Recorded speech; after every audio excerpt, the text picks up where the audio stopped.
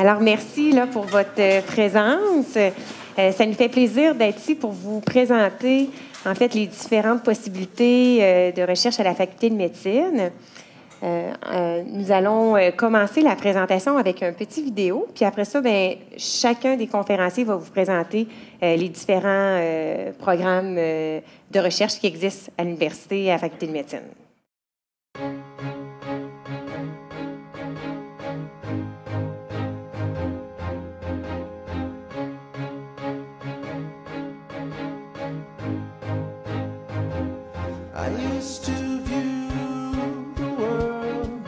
As a place where I gave the word and had the feeling of eminence. Then along came evidence.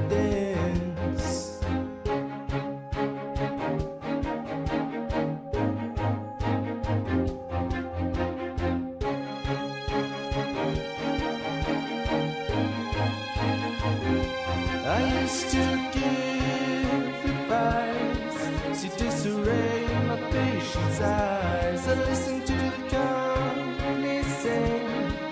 Now the old drug is still we got anything. 1 minute I held the key. The next the walls were closed on me, and I discovered that my practice stands upon pillars of salt and pillars of sand. I hear the evidence bells are ringing, systematic reviews are singing. Clinical evidence is the maxim, NNTs are now my passion. For some reason I can't explain, clinical studies are in my brain, always an honest word, and now it's how I view the world.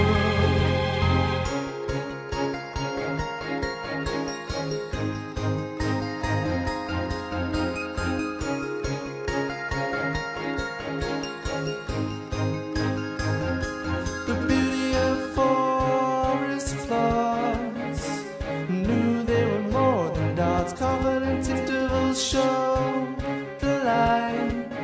I can figure out wrong from right. Relative numbers, they can wait. I want absolute numbers on my plate. Values and preference really make all the difference. I hear the evidence bells are ringing, systematic reviews are singing. Clinical evidence is the maxim, NNTs are now my passion. For some reason I can't explain, clinical studies are in my brain, always an honest word, and now it's how I view the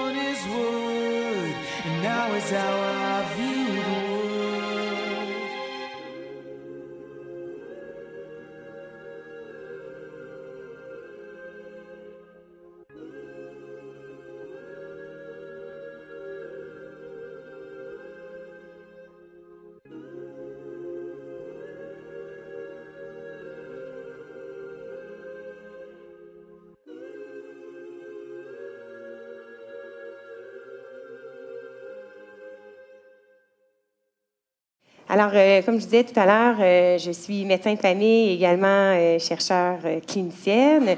Je travaille comme médecin de famille au GMFU 4 Bourgeois.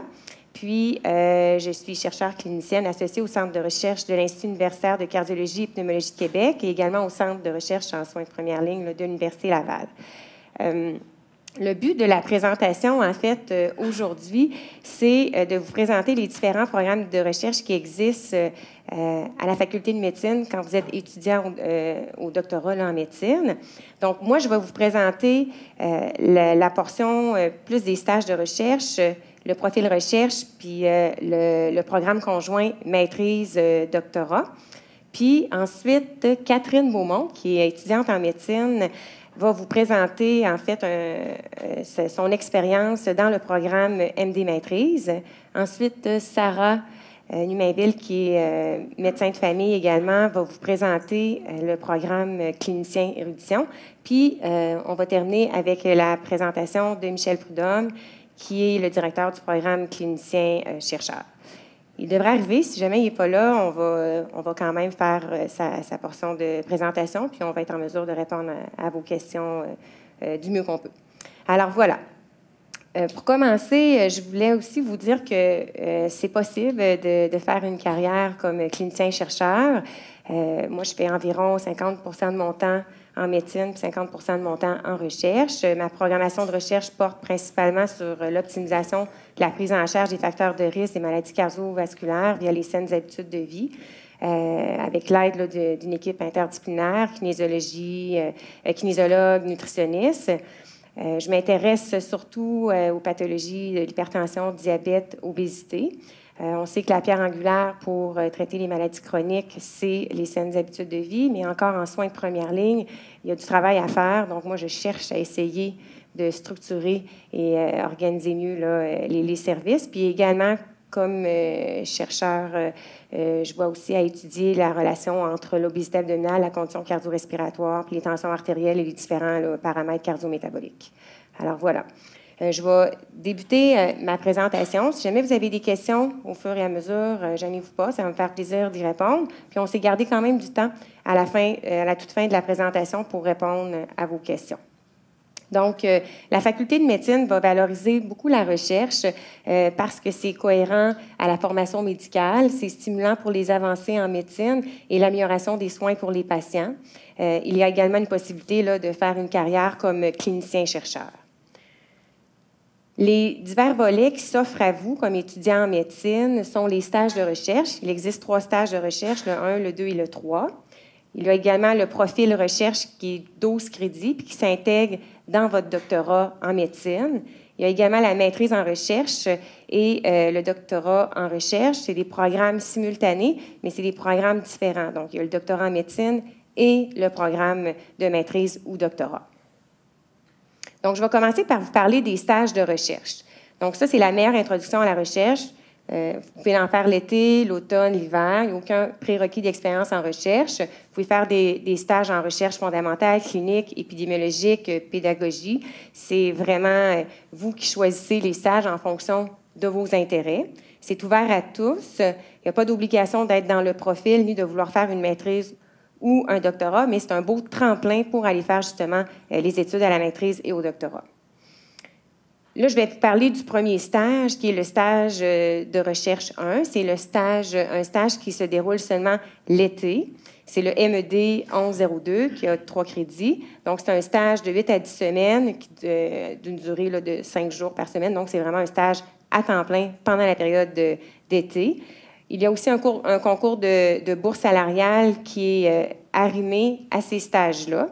C'est en fait les différents départements de la Faculté de médecine, des organismes subventionnaires ou des organismes sans but lucratif qui vont donner des montants pour que les étudiants puissent être rémunérés pendant les stages d'été. Mais je tiens à vous mentionner que ce n'est pas tous les étudiants qui ont une bourse, mais vous pouvez quand même faire votre stage d'été. Et là, à ce moment-là, vous arrangez avec votre directeur pour voir s'il y a possibilité qu'il puisse vous rémunérer. Donc, il y a un concours de bourse, mais ça n'empêche pas, si vous n'avez pas la bourse, vous pouvez quand même faire un stage d'été. Puis, toute cette planification-là, là, en fait, on vous envoie des courriels, puis c'est également déposé sur le portail. C'est souvent, en fait, on demande aux chercheurs qui ont des subventions et qui veulent accueillir des étudiants en médecine de transmettre leurs projets. Et là, nous, on les regroupe dans un cahier de stage.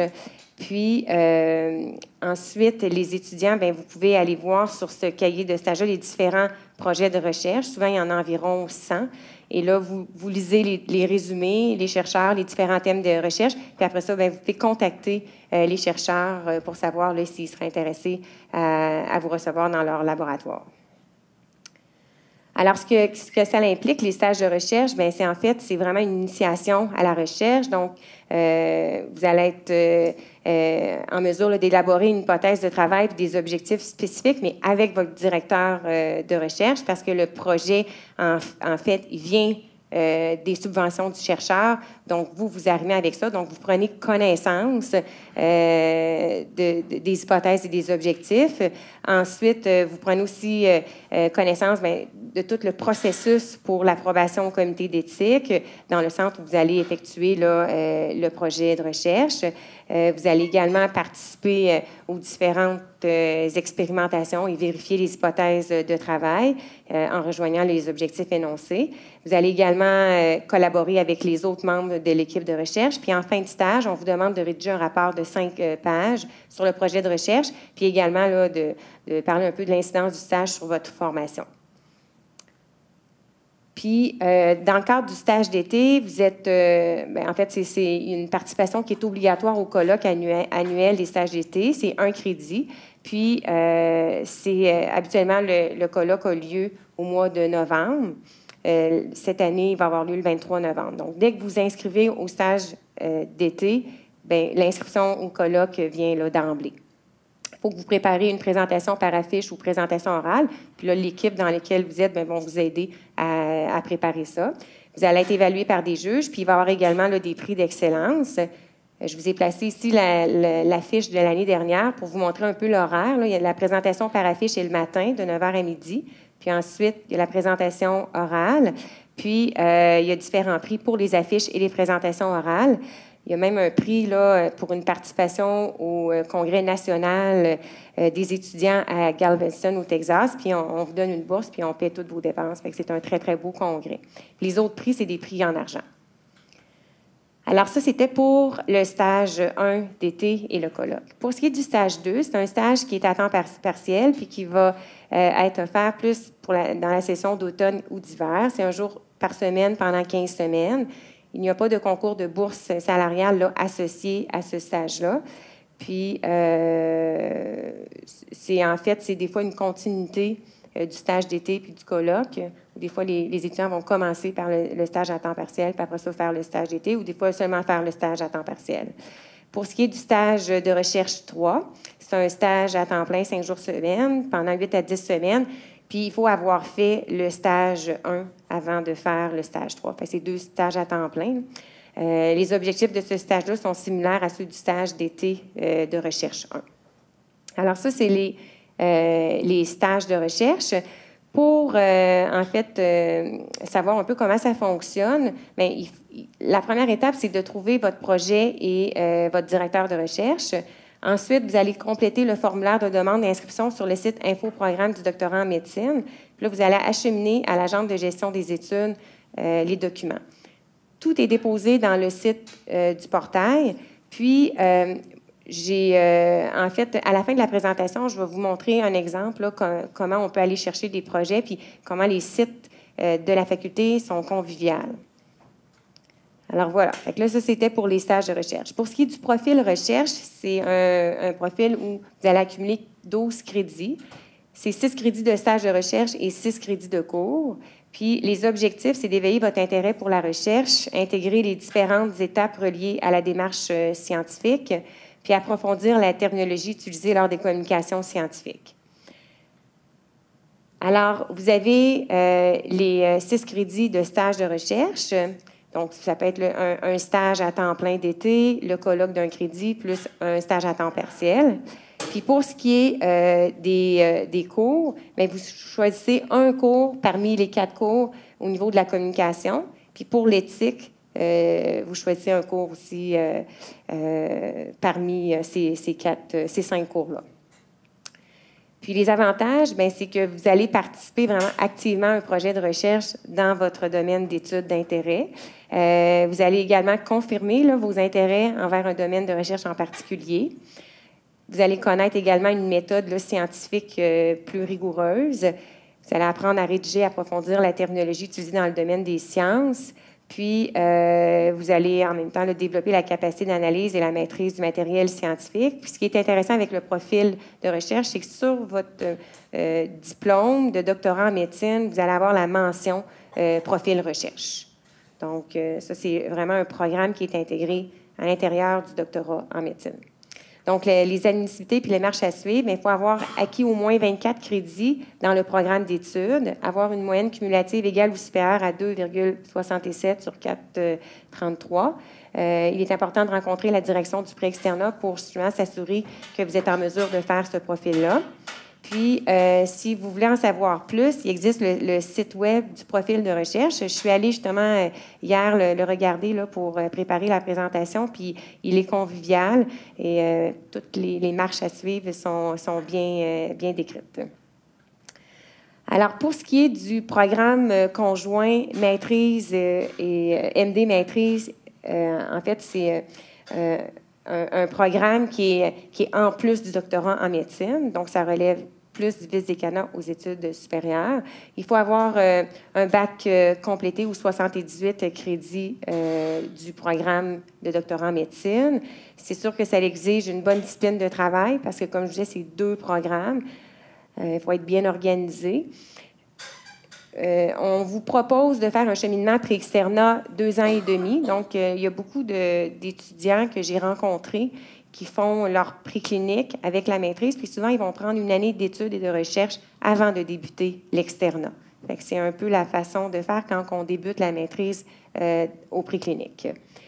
Il y a également des possibilités de financement, des bourses salariales, donc il y a différents concours. La faculté de médecine offre des concours au mois de mai, puis elle offre également des concours au mois de septembre.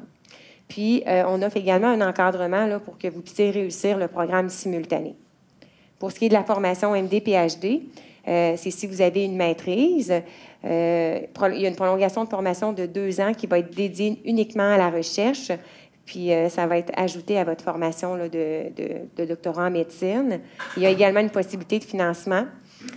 Puis on encadre aussi, là, il y a une possibilité d'être bien encadré là, pour réussir le programme. L'admissibilité et les marches à suivre pour les programmes simultanés, mais il faut avoir obtenu une moyenne supérieure à 3,3 sur 4,33, avoir obtenu l'accord de la direction du programme de médecine, avoir rencontré la responsable du programme de formation simultanée pour justement établir un plan d'études, puis un cheminement et établir également là, des échéanciers. Il faut compléter le formulaire d'approbation des 2 programmes, puis avoir identifié un directeur et avoir obtenu son approbation. Alors, si vous voulez plus d'informations, Julie Thériault, qui est la directrice du programme au doctorat, vous pouvez la rencontrer là, dans un premier temps. Après ça, vous pouvez me rencontrer. Puis il y a également Marie-Ève Chouinard qui est ici, qui s'occupe là, de la gestion. Elle est conseillère à la gestion des études au vice-décanat à la recherche et aux études supérieures. Donc, elle peut vous guider là, pour tout ce qui est les formalités administratives. Puis, si vous allez sur le site Mon Portail, vous cliquez sur Info Programme. Puis là, ce que j'ai fait, c'est que j'ai beaucoup d'étudiants que je rencontre parce qu'ils me demandent comment que je fais pour trouver un stage, un chercheur. Donc là, je vais vous montrer un exemple. Fait que ça va être concret. Puis après ça, vous pourrez aller visiter les sites, puis vous allez voir, là, c'est simple. Donc, si on clique sur Info Programme, faire de la recherche, vous arrivez ici comme doctorat de premier cycle en médecine, faire de la recherche un peu beaucoup passionnément. J'ai fait même des tests hier sur Google. Là, je mettais recherche, doctorat premier cycle. On arrive rapidement sur cette page-là. Donc, c'est facilement accessible. Et là, vous voyez, tous les programmes dont je vous ai parlé tout à l'heure sont présentés ici. Puis, vous cliquez sur le petit plus. Et là, vous allez avoir la description de tous les programmes. Fait que ça, c'est vraiment bien détaillé. Moi, j'ai fait un résumé là, pour la conférence.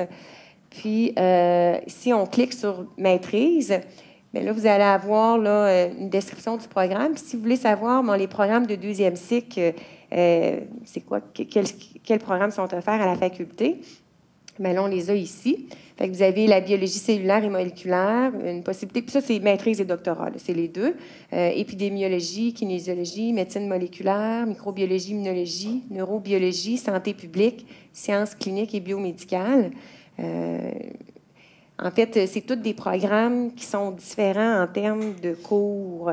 Et bien, avec les directeurs aussi, là, en fait, tous les thèmes de recherche sont différents. En médecine, une maîtrise qui peut être intéressante à faire, c'est en sciences cliniques et biomédicales, parce que des fois, il y a moins de cours, c'est plus facile d'arrimer ça avec le doctorat en médecine, quoique tous les autres programmes sont corrects aussi, là. Vous avez aussi sur le site de maîtrise la possibilité d'aller cliquer puis voir les bourses d'études. Donc là, vous avez les informations à ce propos. Ensuite, ici, ça, c'est tous des clics là, que vous faites là, qui sont vraiment accessibles. Vous pouvez trouver un projet et un directeur de recherche. Il y a 3 façons de faire. Donc, soit que vous consultez les offres de projets qui sont en cours, soit que vous contactez un professeur-chercheur, ou soit que vous soumettez votre candidature en ligne. Alors, si vous cliquez sur les plus, bien, ça vous amène à d'autres liens. Donc, si on commence par consulter les offres de projets en cours, fait que là, on clique sur le plus, consulter les offres de projets en cours. Alors là, on va cliquer sur le lien consulter les offres en bas. Puis là, on arrive à beaucoup de projets. Et là, moi, j'ai cliqué sur en fait, la liste des projets de recherche est là. Fait que là, vous allez cliquer sur ce lien-là. Et ensuite, bien, ça nous amène à différents projets. Donc là, moi, j'ai pris pour exemple ce projet-là. Parce que je trouvais intéressant, là, les chercheurs, ils décrivent vraiment bien les projets. Donc, vous avez la description du projet, le domaine de recherche, le directeur de recherche, le milieu de recherche. Fait que déjà, vous savez quel genre de projet c'est. Ensuite, il y a les profils recherchés, les exigences et conditions, les documents exigés, puis la date limite pour postuler. Donc, ça, c'est une bonne façon d'entrer en contact avec les chercheurs. Ensuite, si vous voulez vous-même contacter un chercheur sans nécessairement aller dans les différents projets qui sont offerts, vous pouvez faire une recherche dans le répertoire des chercheurs et des expertises de recherche. Et là, vous allez avoir les différents professeurs qui sont subventionnés par département puis qui peuvent accueillir, en fait, des étudiants. Puis quand vous contactez un chercheur, moi, ce que je vous conseille, c'est de, en fait, mettre votre curriculum vitae, une copie de vos relevés scolaires, puis également là, une lettre de motivation. Comme ça, le chercheur peut rapidement là, prendre connaissance de votre dossier puis vous répondre. Puis la troisième façon de faire, c'est que si jamais vous souhaitez faire une maîtrise ou que vous seriez intéressé par des stages de recherche quelconques, vous pouvez vous-même soumettre votre candidature.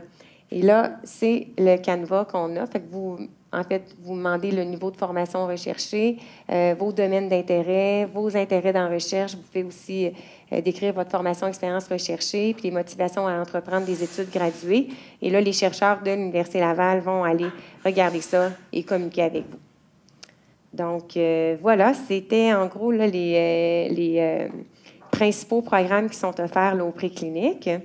Maintenant, je vais laisser la place à Catherine Beaumont, qui est étudiante au doctorat en médecine et qui fait le programme simultané pour qu'elle vous parle de son expérience.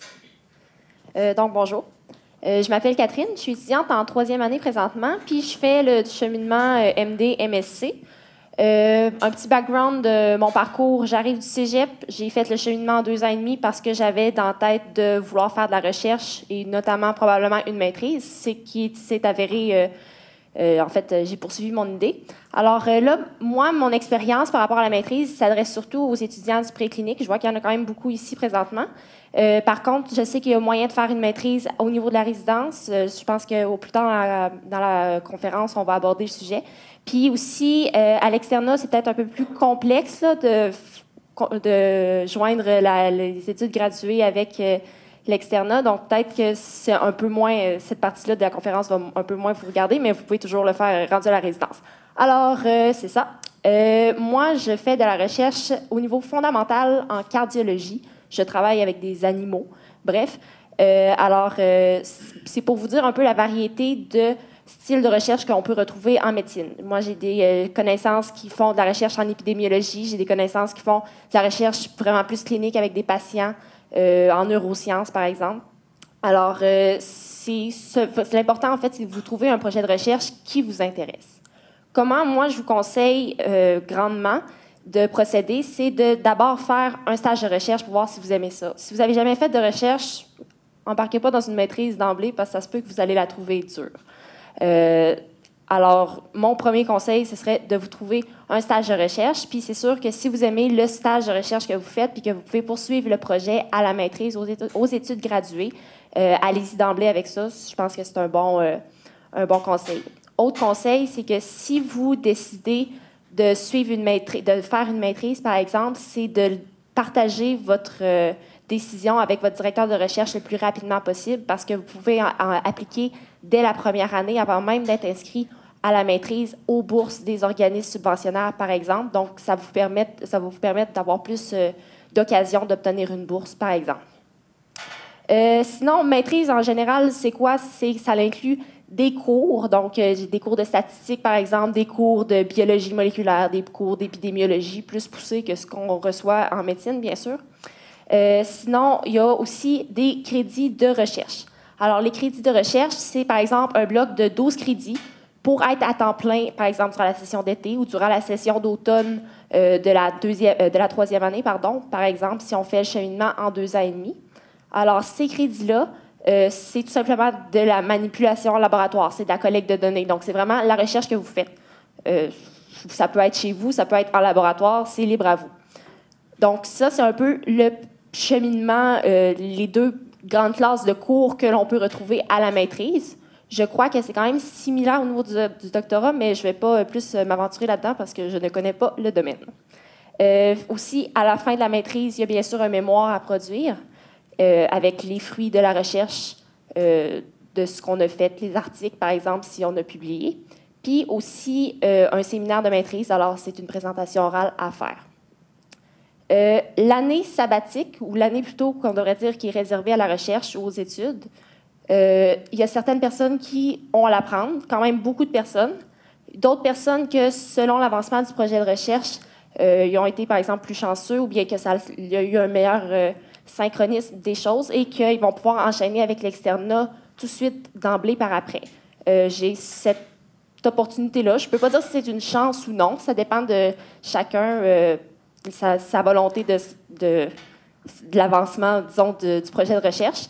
Ceci étant dit, si ça vous fait peur l'année comme en dehors de la médecine, j'ai des amis, j'ai des connaissances qui, eux, sont présentement, par exemple, à l'externat, donc qui ont eu cette année-là. Si vous avez besoin de commentaires ou de témoignages, ben, je peux vous référer à ces personnes-là. N'hésitez pas à me contacter par Facebook si vous avez des questions. Ça va me faire plaisir d'y répondre ou de vous référer à d'autres personnes du domaine. Et voilà.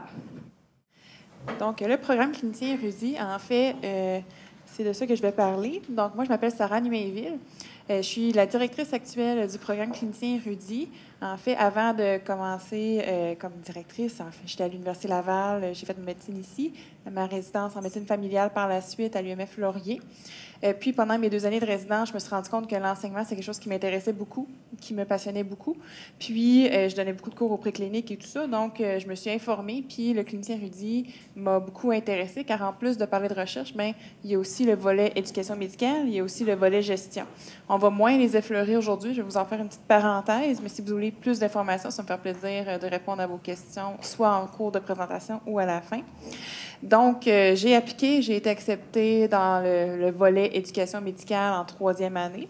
Donc, j'ai fait ma 3e année de résidence, qui est comme, c'est pas un fellowship, c'est pas une maîtrise, c'est pas un PhD, mais c'est une année complète, dans le fond, où est-ce que j'ai acquis des connaissances de base en pédagogie, par la suite en pédagogie médicale, et il y avait aussi des formations et des stages plus appliqués, où est-ce qu'on supervise des externes et des résidents, puis on a un médecin qui nous supervise, puis qui fait une rétroaction sur notre supervision. Donc, c'est quand même époustouflant, l'homme qui a vu l'ours, mais ça marche quand même très bien. Puis, depuis que j'ai terminé ma résidence et ma 3e année, en fait, j'ai eu un poste en UMF, soit l'UMF Hauteville avec le CLSC Hauteville, où est-ce que je travaille maintenant à temps plein. En plus d'être directrice du programme clinicien érudit depuis 1 an maintenant, je suis aussi la responsable avec Dr Gingras du cours MMS2. Puis aussi, dans le fond, je fais de l'hospitalisation, donc de la médecine hospitalière à l'hôpital Saint-Sacrement. Donc, qu'est-ce que le clinicien érudit? En fait, c'est une année de formation complémentaire, donc un R3, qu'on fait après avoir fait nos 2 années de R1 et R2 de médecine familiale, après avoir passé les examens. Je vais vous montrer un petit bémol, par contre, à ce sujet-là. Pour les résidents en médecine familiale qui souhaitent une carrière universitaire, donc une carrière académique, soit en recherche, soit en éducation médicale, soit en gestion médicale aussi. Donc, où est-ce que ça peut mener? En fait, dans les 3 volets, ça varie énormément. Premier volet, la recherche clinique vous intéresse beaucoup. En fait, c'est un tremplin, une porte d'entrée vers la maîtrise PhD pour ceux qui n'auront pas commencé dès le préclinique ou qui auraient voulu se baigner un peu plus en cours de résidence ou en cours de formation. Aussi, en plus de cela, bien, outre de faire de la recherche clinique en tant que telle, on peut quand même devenir une personne ressource en recherche dans notre propre milieu. Je donne par exemple une des étudiantes, une des résidentes qui est actuellement dans le programme clinicien érudit en recherche. Elle a une maîtrise d'emblée. Elle n'a pas de PhD encore, mais elle souhaitait se remettre dans le bain de la recherche après ses 2 années de résidence en médecine familiale avant de décider si elle voulait faire un PhD. Donc, c'est une belle année de réflexion pour elle où est-ce qu'elle se remet dans un momentum de recherche. Elle se crée son réseau à l'Université Laval aussi pendant cette année-là. Son objectif, c'est de travailler en UMF, donc en milieu aussi pédagogique, puis de devenir une ressource à la fois pour les résidents en médecine sur la recherche, pour les aider dans leur projet de qualité de l'acte, pour aider avec les critiques d'articles qui doivent se faire à ce sujet-là. L'autre chose aussi, c'est qu'on peut quand même, en tant que clinicien érudit ou en tant que responsable, mais en tant que personne qui est plus aisée en recherche, bien, collaborer à d'autres projets de recherche que les collègues vont être plus leaders ou responsables principaux. Ça, c'est plus l'objectif d'être dans le volet recherche clinique du clinicien érudit. Voici ma parenthèse pour les 2 autres. En éducation médicale, bien, c'est d'être une personne ressource en éducation médicale. Ça ne veut pas juste dire de donner des petits groupes aux précliniques. Ça, je pense que la majorité des médecins sont quand même à l'aise de le faire, mais d'y aller plus loin. Fait que d'être responsable d'un cours en grand groupe, de décider de changer la façon que les évaluations sont faites, d'informatiser certains cours, de modifier des affaires, d'être responsable ou d'être à l'aise avec des étudiants qui ont des difficultés pour leur donner des outils pour s'améliorer, soit au préclinique, à l'externat, à la résidence, puis même de donner des formations à d'autres médecins cliniciens pour les aider à mieux superviser des résidents et les rendre plus à l'aise avec la rétroaction et tout ça. Donc, on vise pour ces médecins-là de travailler dans un milieu d'enseignement, en UMF ou en milieu hospitalier. Puis, comme j'ai dit, dans le fond, de travailler au programme à l'université avec le développement du curriculum. Puis par la suite, pour la gestion médicale, soit la gestion universitaire, pour l'instant, on a une seule résidente qui a fait ce volet-là. Elle a quand même très apprécié. Puis après même pas 2 années de pratique en médecine, elle va devenir la directrice probablement de son UMF. Donc, juste pour donner le cheminement, l'objectif de la gestion médicale, c'est d'être un leader dans son milieu, d'avoir des bases en administration, en gestion, pour être capable de devenir une personne ressource, soit pour la gestion du changement, de s'assurer que son milieu devient un milieu lead, disons, par exemple, soit pour devenir une personne plus d'importance comme un directeur du MF, un directeur de programme, même des fois remplacer le ministre Barrette, je ne sais pas. Donc, c'est de travailler avec plein de différents exemples, un chef de département. En fait, ça donne des outils pour se sentir plus à l'aise dans un domaine que je suis certaine que, sauf si vous avez un MBA d'emblée avant de rentrer en médecine, on n'est toutes pas cannées là-dedans. Là. Puis aussi, l'autre chose qu'il ne faut pas non plus oublier, c'est que si vous désirez être médecin de famille, puis vous ouvrir votre propre clinique, puis intégrer d'autres médecins, puis tout ça, c'est quand même de la gestion beaucoup. Donc, ça peut quand même être des choses intéressantes. Le cursus, dans le fond, la façon que le clinicien érudit fonctionne, ça, c'était ma bémol du début. Il y a 2 options possibles. La première, c'est celle que j'ai décrite d'emblée, soit la résidence de médecine familiale sur 2 ans, avec R1, R2. On passe nos examens, on est rendu médecin avec le titre de médecin puis notre numéro de pratique. Et on commence par la suite notre 3e année de résidence, le R3. En clinicien érudit, et on a 1 année complète pour faire les stages et les formations que je vais vous présenter bientôt. L'autre option qui est possible, c'est de faire notre R1 de médecine familiale et par la suite d'étaler le R2 et le R3 mélangés ensemble, brassés sur 2 ans. Donc, ça reste la même quantité de stages cliniques, mais au lieu de le faire tout collé ensemble pendant 1 année puis faire quasiment peu ou pas tant de clinique la 2e année, bien là, c'est étalé. Puis même chose, l'avantage, c'est que si vous êtes dans le volet recherche, bien, vous avez 2 ans pour faire votre projet de recherche. Vous n'avez pas plus de temps, mais le temps est plus espacé, donc plus de temps pour les collectes de données, plus de temps pour les autres éléments dans cette option-là. Fait que c'est ça les deux options possibles. Ça a l'air bloqué. Ah, on va reculer. C'est bloqué dans l'autre sens. OK. On ne bouge plus. On attend. OK, bon. Fait que ça, c'est la belle diapo indigeste. Il faut en avoir au moins une dans chaque présentation. Donc, je ne veux même pas l'expliquer, mais c'est juste pour démontrer que en mauve, c'est la résidence en médecine familiale. Donc, la première portion avant la portion verte, c'était le programme sur 2 ans, avec 1 année par la suite du clinicien érudit. Puis la deuxième portion, c'est comment qu'on répartit ou qu'on suggère de répartir la résidence, surtout la 2e année de résidence, avec par la suite, en bleu, les stages de recherche ou la formation spécialisée en recherche. En orange, c'est l'éducation médicale et en jaune, c'est la gestion. Donc, c'est un peu pour vous donner une petite idée. Mais je vous laisse l'ignorer et plus vous attarder ici. Donc, si je vous montre, en fait, ça, c'est plus le typique de chacun des stages, mais j'ai décidé de juste vous parler de lui en lien avec le stage, avec la formation, le volet de recherche clinique. Donc, pendant votre année, parce qu'une année en médecine, c'est considéré comme étant 13 périodes, pas 12 comme 12 mois, mais 13 périodes parce qu'on a 4 semaines par période. Les 3 premières périodes de l'année, obligatoirement, c'est un stage de médecine universitaire.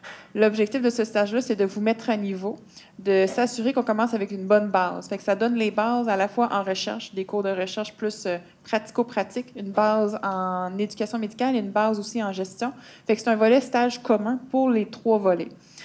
Pendant ce stage-là, le premier mois est le mois où est-ce qu'on apprend, apprend beaucoup de choses, puis qu'on doit travailler sur notre projet de recherche, à savoir qu'est-ce qu'on veut faire comme projet de recherche. À la fin du premier mois, il faut qu'on ait notre idée, notre PICA, notre question qui est toute très claire. Puis on a les 2 mois par la suite qui sont quasiment réservés exclusivement à travailler sur le protocole. Donc, après les 3 mois, on a un protocole terminé qui doit être soumis. Et par la suite, les 9 mois suivants, en fait, les 10 périodes suivantes, on étale le projet de recherche, on le fait. Puis l'objectif final, c'est d'avoir un article qui pourrait être publiable, ou du moins un article qui est terminé à la fin. Fait que c'est quand même une grosse année. C'est quand même un projet d'envergure, mais c'est pour ça que nos attentes sont quand même différentes que quelqu'un qui ferait un projet sur plusieurs années. On vise un projet qui est quand même petit.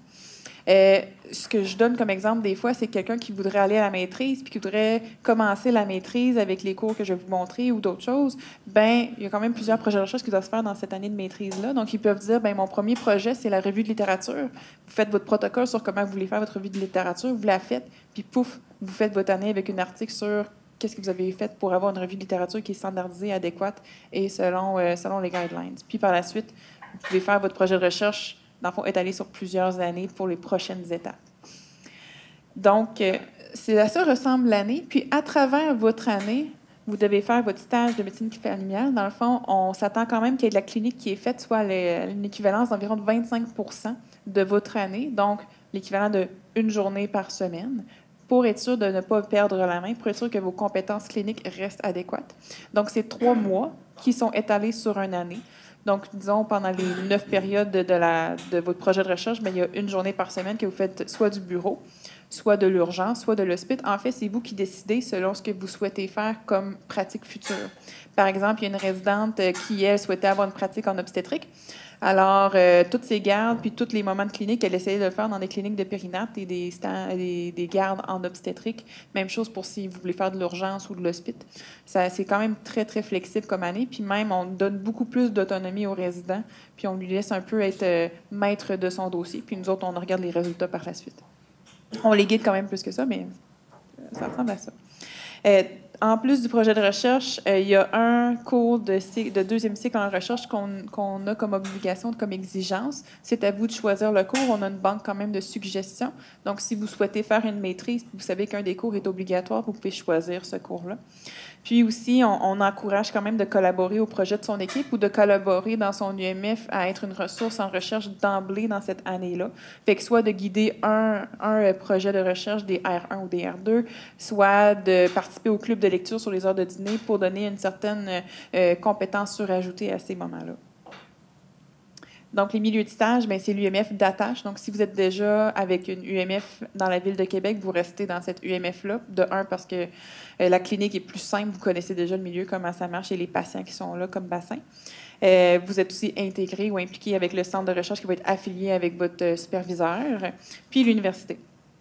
Il y a aussi la possibilité de faire votre résidence, votre R3 ou le R2, R3 décalé en milieu de UMF en région. On a une résidente qui l'a fait jusqu'à date. Ça demande un certain jonglage de routes et de auto et de tout ce qui vient avec, mais c'est faisable. Fait que si vous préférez rester dans votre région, si vous êtes en UMF à Rimouski, c'est quand même quelque chose de possible. Ou à l'inverse, si vous préférez venir à Québec 1 an, puis retourner par la suite pratiquer dans un autre milieu, c'est quelque chose qui est aussi possible. Les critères de sélection. On accorde 30 au dossier académique. Oui, le préclinique, mais surtout quand même les compétences puis les acquis au niveau de l'externat. Une lettre d'appui qui reconnaît vos compétences académiques. Souvent, on recommande que ce soit le directeur adjoint ou le directeur de votre UMF qui fait cette lettre d'appui-là. Dans le fond, reconnaissant que vous allez pouvoir être une personne ressource puis vous allez pouvoir être une personne qui va profiter de cette 3e année-là. Une lettre de motivation par la suite, ainsi qu'une entrevue avec moi et les membres du programme clinicien érudit et votre CV. Donc, la candidature est à remettre en septembre de l'année précédant votre entrée au clinicien érudit. Donc, si on commence le R3 en juillet 2018, il aurait fallu appliquer en septembre 2018. Donc 1 an d'avance. Puis, c'est un programme qui est hors CARMS, donc pas besoin de passer par la paperasse de l'externat pour le CARMS. Moi, je trouve ça mieux pour vous autres, à vous de décider, de juger l'année prochaine ou dans les prochaines années de votre externat. Donc, bref, les avantages du clinicien érudit, c'est d'expérimenter avec la recherche, l'éducation médicale, la gestion médicale, d'avoir un tremplin pour une formation académique plus poussée à l'université, de devenir une personne ressource dans son milieu, de créer un réseau, puis de préparer, dans le fond, votre carrière académique.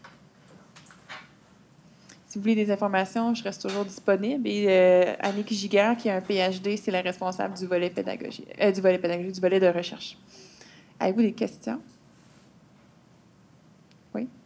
Oui, c'est ça, dans le fond, quand on fait la résidence en médecine familiale, il y a comme 2 choix, soit d'appliquer après l'externat, faire comme les 3 années, ou appliquer après les 2 autres médecins. La question, c'est à quel moment qu'on doit appliquer, dépendamment, c'est pour le micro puis pour la professeure, mais à quel moment on doit appliquer pour le R3, pour la formation de clinicien érudit. Si vous voulez le faire sur 1 année, mais c'est lorsque vous commencez votre R2 que vous devez faire l'application, 1 an dans le fond avant le début du R3.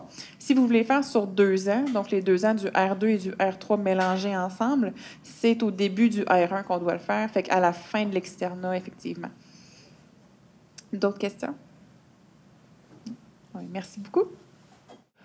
Donc, je vous présente ici le programme clinicien-chercheur.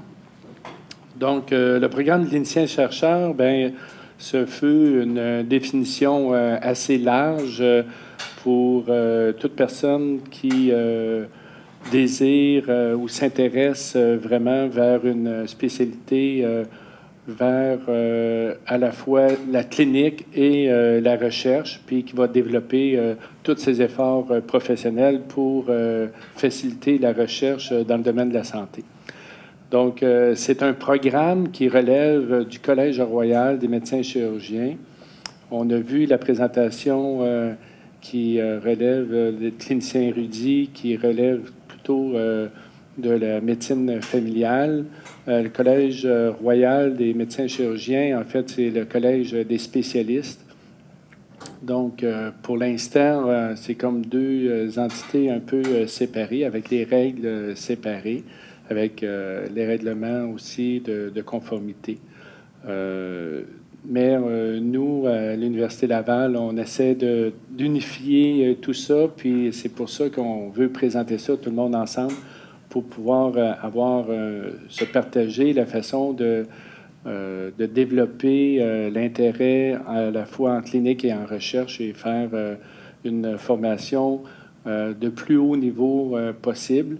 Et ça va commencer dès le début, dans le fond, dès vos intérêts à la fois en médecine, où vous pouvez faire le programme MD, MSc, MD, PhD, outre le fait de faire simplement des stages en recherche. Rendu à la résidence, dans une spécialité, c'est la même logique. Et si vous n'avez pas eu l'opportunité de faire une maîtrise ou un doctorat en préclinique, bien, vous avez la chance de le faire pendant votre programme de résidence. Donc, essentiellement, le programme clinicien-chercheur, c'est un programme où on vous donne l'opportunité de vous inscrire aussi dans une formation bien encadrée, bien rodée, dans un programme de maîtrise, de doctorat, ou si vous avez déjà un doctorat dans un programme l'équivalent d'un postdoc pendant votre formation en résidence. Donc, l'objectif du programme, c'est essentiellement ça, de faire une formation bien éprouvée en recherche et bien encadrée. Ça relève, comme mot de préambule, ça relève du bureau du vice-décanat aux études postdoctorales et ça offre une formation qui est formelle, outre le programme de maîtrise et de doctorat, qui va être le programme de deuxième cycle. Il y a le programme clinicien-chercheur avec son comité d'admission, son comité d'encadrement, avec des stages cliniques qui lui sont propres pour assurer une certaine conformité aussi avec la réglementation du Collège royal et qui va vous donner aussi la possibilité d'obtenir un diplôme avec une mention que vous avez fait le programme clinicien-chercheur. Donc, pour tous ceux qui veulent faire vraiment une carrière en recherche, le fait d'avoir une formation officielle de clinicien-chercheur, bien, évidemment, en recherche, on fait toutes sortes de demandes de bourse. Il y a la qualité du sujet de recherche, mais aussi la qualité d'évaluation de votre formation. Et ça l'assure, si on veut, une certaine cote un peu plus élevée quand vous avez une formation clinicien-chercheur par rapport à quelqu'un qui n'a pas cette cote-là. Donc, le guide de procédure, si c'est un domaine qui vous intéresse, pour l'inscription, c'est ça qu'on va vous présenter. Grosso modo, dans le cheminement pendant la résidence, il y a deux trajectoires, si on veut, qui est possible. Et la première trajectoire, c'est une trajectoire où on vous demande 2 ans. Ça demande 2 ans de recherche. Donc, vous pouvez suspendre, si on veut, votre programme de résidence et faire votre 2 ans en recherche, soit à la maîtrise ou au doctorat. C'est un 2 ans minimum qui est exigé. Soit vous le suspendez dans un bloc. Ça, c'est ce qu'on appelle le cheminement de formation continue. Ou encore, vous avez une formation dite fractionnée, c'est-à-dire dans votre programme de recherche, vous arrêtez pendant 1 an et la deuxième année, si on veut, vous faites des stages de recherche par des blocs minimum de 3 mois. On ne peut pas faire des blocs de 1 mois, il faut faire des blocs de 3 mois minimum. Ça peut être un bloc de 6 mois ou de 4 mois. Et pour avoir une couverture totale de 24 mois en recherche, qui est le minimum. Donc, c'est sûr que ça rallonge votre programme de résidence. Si vous avez un programme de résidence de 5 ans, bien, ça va rallonger votre programme de résidence d'au moins 1 année ou potentiellement de 2 années, dépendamment si à l'intérieur de votre programme clinique, il y a toujours des stages à option dans un programme clinique, puis il y a souvent des stages en recherche. Donc, aussitôt que vous êtes inscrit au programme clinicien-chercheur, vous pouvez utiliser, par exemple, admettons qu'on a un programme qui offre 6 mois de recherche à l'intérieur de votre programme clinique. On peut utiliser ces 6 mois-là de stage de recherche ou de stage à option à l'intérieur du programme clinicien-chercheur. Donc, ça vous oblige, si on veut, à rallonger votre programme de résidence de 1 an et 6 mois. Si dans votre programme clinique, vous avez le droit à, par exemple, 1 an total de stage à option que vous pouvez le prendre en recherche et de stage de recherche que vous prenez en recherche. À ce moment-là, vous augmentez votre programme de résidence de 1 an comme tel. Donc, ça peut être incorporé, autrement dit, dans une partie, entre autres, dans le programme de formation clinique comme tel. Pour être admissible, l'étudiant, bien, premièrement, doit être inscrit dans un programme de résidence en spécialité et aussi, il doit être inscrit dans un programme d'études graduées, soit de 2e cycle ou 3e cycle. Évidemment, choisir un projet de recherche, puis être avec un groupe de recherche formel là, reconnu par l'université ou habilité à former des étudiants de 2e et de 3e cycle. Et évidemment, respecter les exigences du Collège royal. Puis celle-ci, c'est justement de consacrer 2 années, un minimum de 2 années de temps de recherche. Puis on dit ces 2 années et le temps en recherche, on dit qu'on doit être à 80 du temps vraiment en recherche. Ça vous laisse un 20 où ce que vous pouvez être en clinique. Par exemple, faire des gardes, faire peut-être une clinique spéciale là, propre à votre programme clinique comme tel. Donc, le temps plein en recherche, c'est quand même 80 de temps dédié spécifiquement à la recherche. Ensuite de ça, dans les critères d'exigence du collège, bien, on doit être supervisé, et ça, c'est notre responsabilité au programme clinicien-chercheur de vous fournir un comité d'encadrement, au moins de 3 personnes, votre directeur de recherche, le directeur du programme clinique pour s'assurer que vous allez être libéré en recherche au bon moment puis que c'est acceptable pour le programme clinique, et une personne mandatée par le programme clinicien-chercheur qui va vous aider, si on veut, à organiser administrativement vos stages de recherche et que tout coule comme voulu. Préparer des objectifs, compléter aussi des évaluations. On ne vous laisse pas free comme ça. Évidemment, vous avez toujours des évaluations, que ce soit à l'externat ou en résidence. Mais dans le programme de recherche clinicien-chercheur aussi, vous avez des évaluations. Et on essaie de voir avec vous, on essaie de vous accompagner, autrement dit, pour former le meilleur CV que vous pouvez avoir. Donc, on essaie de vous demander à tous les 6 mois où est-ce que vous avez présenté, qu'est-ce que vous avez préparé, avez-vous présenté dans des congrès, des événements locaux, nationaux, internationaux, est-ce que vous avez publié, c'est quoi vos préparations. On essaie de vous encadrer, vous faciliter la vie à cet égard-là et monter un curriculum vitae là, solide en recherche. Pour les résidents qui ont déjà un PhD, j'ai déjà un PhD, je vais pouvoir m'inscrire pareil, bien, on peut organiser, dans le fond, l'équivalent d'un postdoc. Donc, le postdoc, ça demande quand même à peu près les mêmes exigences qu'un doctorat, dans le sens qu'il faut être inscrit, pas nécessairement inscrit à la faculté de médecine ou aux facultés des études supérieures, parce que le postdoc, s'il y en existe des postdocs qui sont vraiment accrédités, fine, mais s'il n'y en a pas, bien, ça demande quand même un superviseur de recherche qui, lui, est habilité à superviser des étudiants au doctorat ou à la maîtrise et que vous êtes enrôlé dans son laboratoire pour faire l'équivalent d'un postdoc.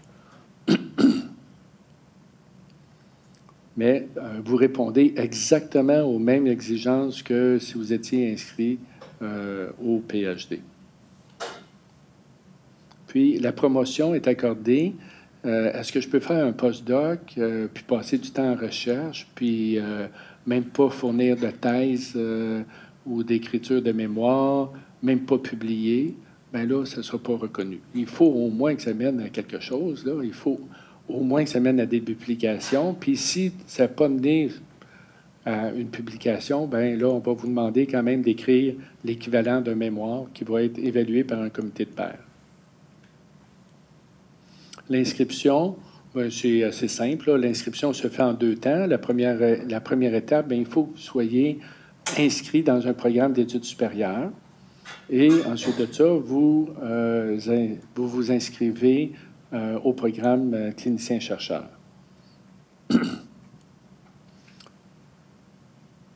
Il y a 5 documents. Là, les formulaires, je vais vous les présenter. Là, formulaire 1, formulaire 2, c'est des formulaires standards, là, savoir qui est votre superviseur, puis tout ça, on va les regarder. Un curriculum vitae, une lettre d'intention expliquant le cheminement, qu'est-ce que vous avez fait, c'est quoi votre but, c'est vers où vous en allez, puis c'est quelle sorte de carrière vous voulez faire. Un bref résumé du projet de recherche. Ça peut être défini dans tous les détails, mais au moins connaître un peu les intentions là, du projet comme tel. Et aussi, de façon très importante, il faut que ça soit discuté avec le directeur de programme clinique et se faire une planification. Par exemple, vous avez un programme de 5 ans dans votre domaine clinique. Quand est-ce que vous allez prendre votre année en recherche? C'est-tu comme R2? C'est-tu comme R3? C'est de quel mois à quel mois? Il faut que vous ayez comme une certaine vision de votre programme pour les 5 ans. Puis là, vous présentez ça.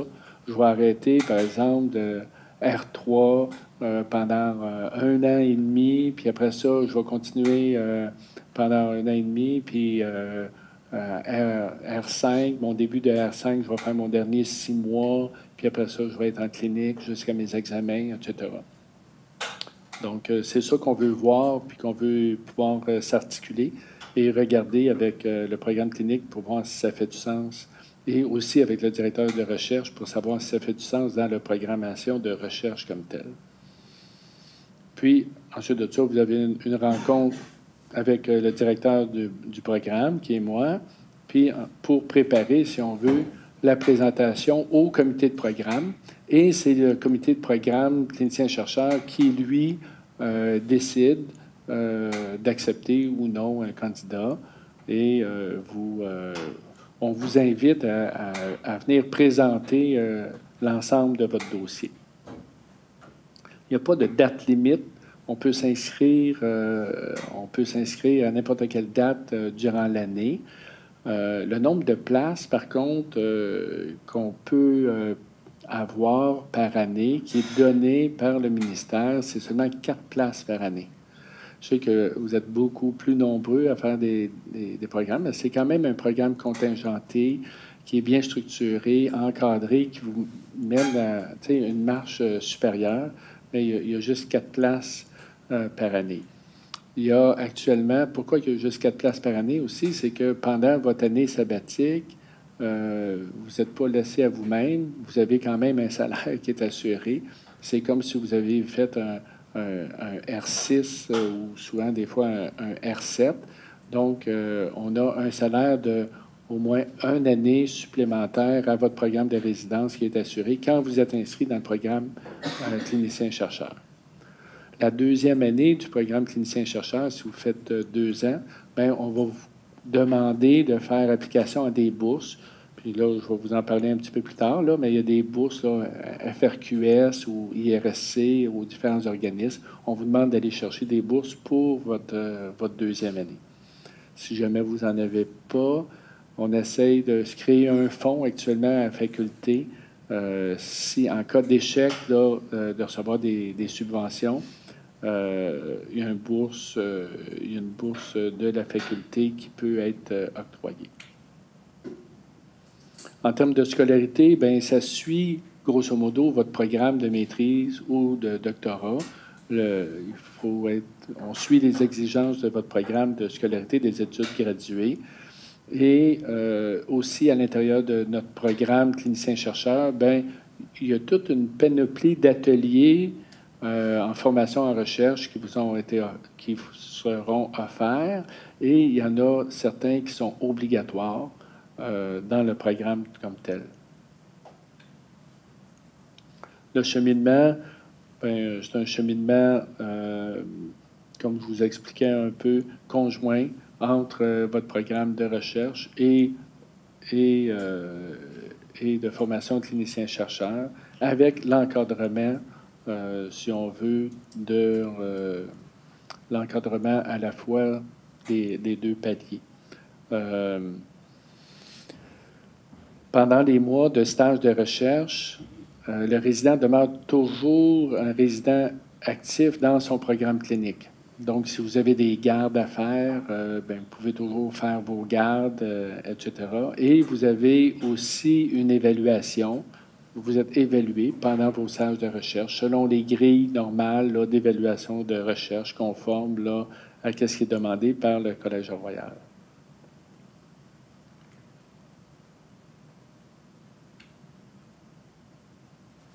Comme je vous expliquais tantôt, là, on doit remplir 2 fois par année un résumé de son cheminement. Qu'est-ce que vous avez fait pendant les derniers 6 mois? On ne vous laisse pas aller free comme ça. Il faut voir que vous progressez puis que vous allez marquer des pas là, dans vos avancements dans votre programme. La diplomation, c'est à la fois la diplomation du programme clinicien-chercheur, c'est quand vous avez déposé votre maîtrise et doctorat. Si jamais vous finissez votre programme clinique, par exemple, votre spécialité, vous avez fini votre R5, vous avez passé vos examens, bravo. Si vous n'avez pas déposé votre maîtrise, votre doctorat, vous n'êtes pas encore diplômé au programme clinicien-chercheur. Puis au moment où vous êtes diplômé du programme clinicien-chercheur, à ce moment-là, sur votre diplôme de spécialité, on va rajouter clinicien-chercheur par la suite. Les formulaires, c'est des formulaires standards d'identification et comme on peut voir là, on a le formulaire 1 et le formulaire 2. C'est tout simplement pour voir si vous avez rempli toute la demande d'admission comme il faut, là, la preuve d'admission, les lettres de motivation, curriculum vitae, c'est qui les directeurs, etc. Puis votre programmation par année, les cours, etc. Et les signatures des superviseurs que vous avez choisis. Un petit mot pour les bourses. Évidemment, il y a des bourses du FRQS qui sont spécifiques pour le programme clinicien-chercheur actuellement. Donc, vous pouvez appliquer. Évidemment, c'est quand même un programme qui est assez contingenté et c'est pas tout simplement une application garantie de recevoir vos bourses. C'est un peu difficile, c'est-à-dire j'ai pas le pourcentage de succès là, aux bourses, là, ça tourne autour de 15 mais c'est à peu près ça, 15 à 20 là, environ. Donc vous appliquez et c'est une discussion avec votre directeur de recherche et aussi au clinicien-chercheur, c'est quoi le meilleur timing pour appliquer. On ne suggère pas d'appliquer dès la première année alors que votre CV n'est pas tout à fait monté. Donc, on essaie de préparer votre CV. Aussitôt que vous avez votre CV assez fort, vous avez déjà des résultats préliminaires, etc. Tout est bien encadré pour augmenter vos chances là, de succès. Le programme clinicien-chercheur du FRQS, il est très intéressant. Parce que si vous avez une programmation de recherche, puis vous dites, écoutez, moi, là, la recherche, là, c'est vraiment ma carrière, autant, puis clinicien, chercheur, puis je voudrais faire 50 recherche, 50 clinique. Alors, ça, c'est l'idéal. Vous pouvez obtenir, par exemple, une bourse là, du FRQS pendant 1 ou 2 années. C'est un programme qui s'échelonne sur 5 ans. Et donc, vous avez 1 ou 2 années pendant votre clinicien-chercheur, pendant que vous êtes résident. Ça, on appelle ça la phase 1. Et puis ensuite de ça, vous êtes admissible pour la phase 2. La phase 2, c'est prévoir votre fellowship ou votre postdoc, vos études de post-spécialité que vous faites le plus souvent là, à l'extérieur de l'Université Laval, évidemment. Et donc, 1 ou 2 années. Et quand vous revenez, par exemple, au Québec, si ce n'est pas à l'Université Laval, dans une autre institution au Québec et que vous voulez vous intégrer, avant de demander votre chercheur boursier junior, des fois, quand vous arrivez, vous avez besoin de vous installer, monter votre labo, vous voulez sortir des résultats préliminaires avant de demander le junior 1. Bien, à ce moment-là, il y a encore le clinicien-chercheur, la phase 3, où ce qu'on vous accorde une bourse. Donc, là, vous pouvez, parce que si vous êtes 50 en recherche, là, vous allez demander une bourse, évidemment, pour couvrir votre salaire, par exemple, ou vos activités de recherche pour partir le laboratoire ou vos activités de recherche. Alors, à ce moment-là, ça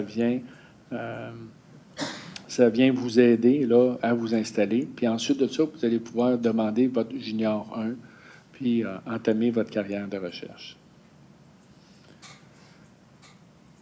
FRQS, ce n'est pas le seul organisme là, auquel vous pouvez demander des bourses. Clinicien-chercheur, ce n'est pas le seul programme. Au FRQS, il y a aussi d'autres programmes auxquels vous pouvez demander des bourses, dépendamment de vos antécédents, dépendamment de votre CV, etc. La meilleure personne, évidemment, vous pouvez venir nous en parler, puis nous autres, on va vous guider aussi là-dedans. Il y a Nathalie Houle, qui est notre responsable au vice-décanat à la recherche, qui aide tous les résidents et même les chercheurs à organiser, si on veut, les demandes aux organismes subventionnaires pour préparer les dossiers. Donc, vous avez des questions, vous ne savez pas où appliquer. Elle, c'est une aide absolument incroyable à cet égard-là. Alors, ça fait pas mal le tour pour le programme clinicien-chercheur. Si vous avez des questions, soit à moi, soit à nos autres présentatrices. Oui.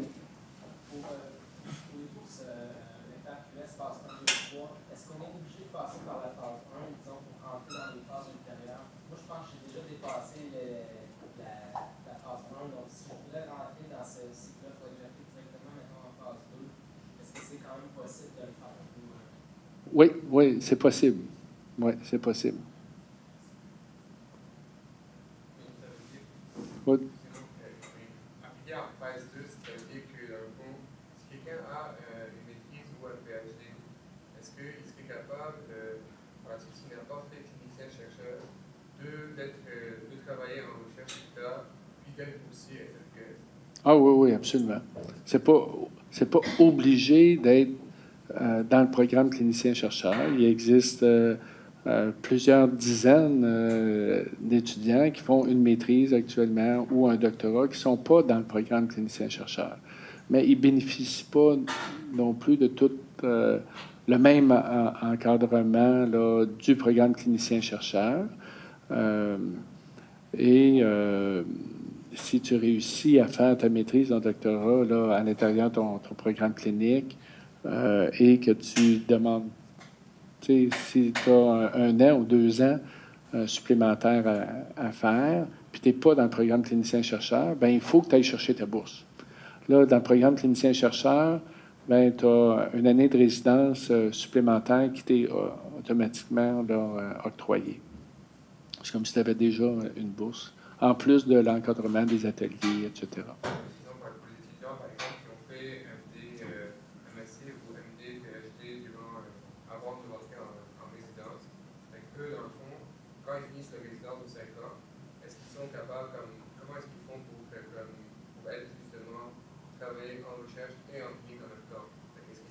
Mais est-ce que vous planifiez faire de la recherche pendant la résidence?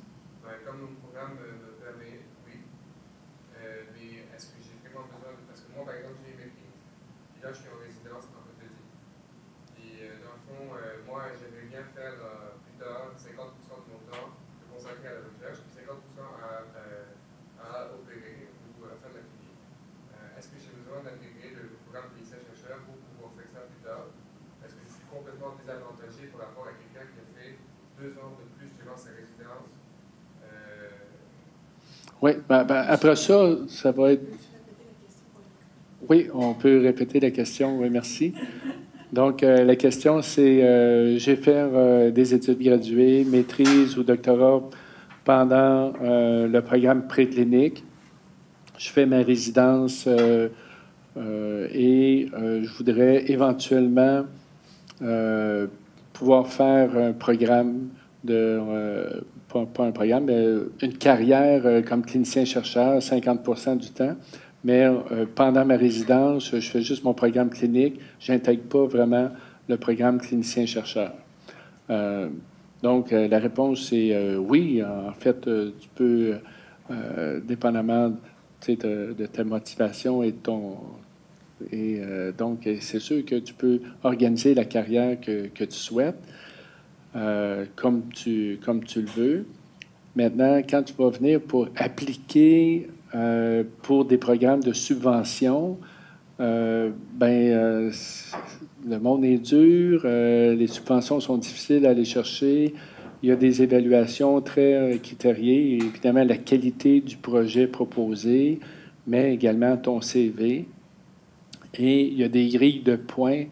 Et évidemment, si tu as un grand trou avec, tu n'as pas beaucoup de publications, tu n'as pas beaucoup de développement, alors là, à ce moment-là, tu risques un peu de perdre des points au point de vue de la qualité de ton CV quand tu vas venir pour appliquer. Mais ça n'empêche pas qu'il y en a qui réussissent à l'obtenir pareil. Mais c'est juste dans le monde de la compétitivité pour les subventions de recherche et intégrer un programme. À ce moment-là, plus ton CV, plus ta formation, plus que tu es solide, et meilleures sont tes chances pour faire le programme de ton choix, autrement dit. Oui? Pour le programme clinicien-chercheur avec l'option postdoc, dans le fond, est-ce que c'est quoi qui est requis en termes de temps là, pour le postdoc? Est-ce que c'est comme le PhD ou est-ce que c'est 1 an ou 2 aussi? La question, donc, c'est pour le programme clinicien-chercheur, pour quand on a déjà un PhD et on va vers l'équivalent postdoc, qu'est-ce qui est requis? Ce qui est requis, c'est exactement comme pour le doctorat, avec un minimum de 24 mois de recherche. Donc, c'est aussi 2 ans de recherche complet.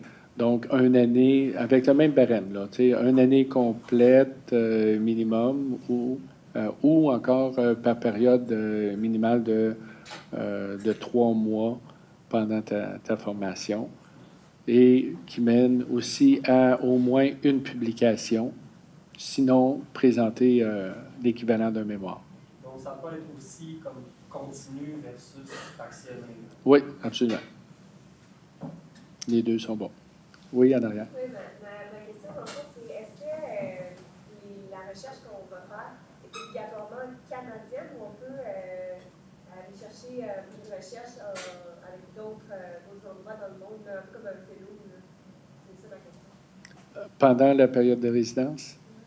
Donc, la question, c'est est-ce que ça doit être un programme de recherche essentiellement canadienne ou québécoise, où on peut avoir une programmation de recherche plus sur le plan international? La réponse, c'est essentiellement, ça te prend, pour ta maîtrise et ton doctorat, une inscription au 2e et 3e cycle, avec un directeur de recherche. Donc, si ton directeur de recherche fait un projet de recherche international avec des associations, avec différents laboratoires, c'est pas interdit que tu puisses travailler là, à ces projets-là qui sont plus de nature internationale. Toutefois, il faut absolument que tu aies des évaluations et tu suives des évaluations telles qu'est requis par le Collège Royal, donc des évaluations cliniques et les évaluations à toutes les 2 fois par année pour ton rapport pour le programme clinicien-chercheur et pour ton programme clinique de stage de recherche, si on veut. Là, il faut que tu aies des évaluations du Collège Royal. À part de ça, oui, let's go pour l'international.